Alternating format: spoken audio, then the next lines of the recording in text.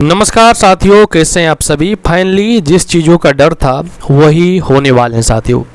जैसे कि आप सब जानना भी चाह रहे थे कि बीपीएससी टीआरई 4 में या तो फिर एईडीओ में या तो फिर बीपीएससी के तहत होने वाले वैसे एग्ज़ाम जिसमें केवल एक एग्ज़ाम देकर जो है उसका सिलेक्शन होने थे, उन सभी का जो है वो रूल चेंज होने वाले साथियों। ठीक है, और ये ऑफिशियल न्यूज़ भी आपको देखने को मिल जाएंगे। ठीक ना, तो ऑफिशियल क्या न्यूज़ आए हैं इस पर हम बात करेंगे। और अब तो ये चीज़ तय ही हो चुके हैं साथियों कि अब जो है वो एक परीक्षा नहीं होगा, अब जो है आपका 2 परीक्षा होगा, पीटी प्लस मेंस होंगे। अब आप कहिएगा कि जब 2 परीक्षाएं होंगी इनका जो है वो सिलेबस क्या होंगे, एग्जाम का क्या पैटर्न होंगे।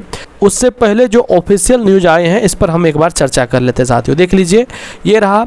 ठीक ना, यहाँ पर डेट भी आप देख पा रहे होंगे 25/6/2026 देखने को मिलेंगे। लेकिन आप यहाँ पर देखिएगा साथियों तो आपको यहाँ पर विषय देखने को मिलेंगे, बिहार लोक सेवा आयोग द्वारा एकल चरण में आयोजित की जाने वाली परीक्षाओं को 2 चरणों में आयोजित किए जाने की स्वीकृति के संबंध में। ठीक है, स्वीकृति के संबंध में। और यहाँ पर कुछ नियम भी देखने को आपको मिलेंगे साथियों।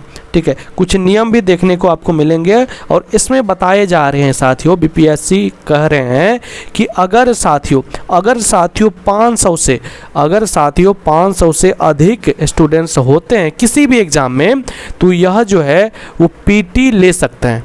ठीक है, तो टीआरई 4 में तो 500 से ज़्यादा स्टूडेंट्स तो हैं ही। ये कहाँ से मतलब कि आप लोग यहाँ पर निर्णय ले रहे हैं साथियों। अगर निर्णय ले भी रहे हैं तो आप इतने दिन पहले कहाँ थे, इससे पहले ही लेते आप पीटी प्लस मेंस।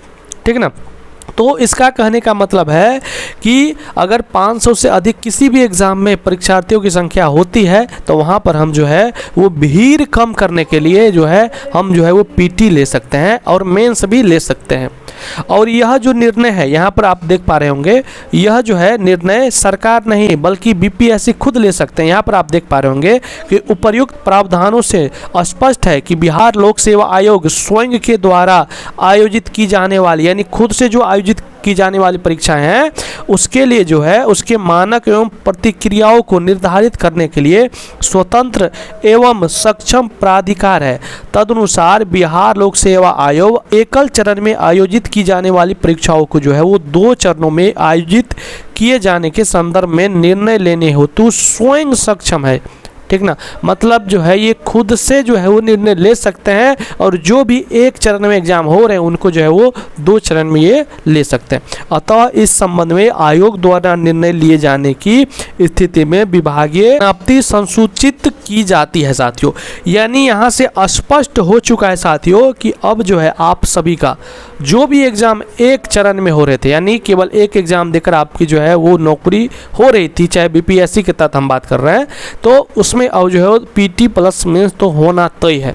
ठीक है, तो अब लगभग सभी एग्जामों में जैसे कि आने वाले एग्जाम बीपीएससी एईडीओ की हम बात कर लें, एईडीओ की बात करें या तो फिर जो है बीपीएससी टीआरई की बात करें, तो इनमें जो है अब आपको जो है वो पीटी प्लस मेंस आपको देखने को मिलेंगे। अब कहिएगा कि पीटी और प्लस मेंस जो होगा, पीटी प्लस मेंस जो होंगे तो इसमें मतलब इसका एग्ज़ाम का क्या पैटर्न रहेंगे। तो इसका एग्ज़ाम के पैटर्न की अगर बात करें तो पीटी में बात करें तो आपका ऑब्जेक्टिव होगा। ठीक है, ऑब्जेक्टिव मोड में ही आपके एग्ज़ाम होंगे और मेंस भी जो है आपका वो भी आपके जो है वो ऑब्जेक्टिव मोड में ही होंगे, लेकिन आपको 2 एग्ज़ाम से गुजरना पड़ेगा साथियों। ठीक है, मतलब आपको 2 एग्ज़ाम देने पड़ेंगे, 2 परीक्षाएं देनी पड़ेगी। इसका जैसे ही ऑफिशियल सिलेबस आएंगे हम आपको बताएंगे साथियों।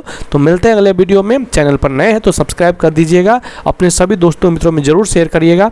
धन्यवाद।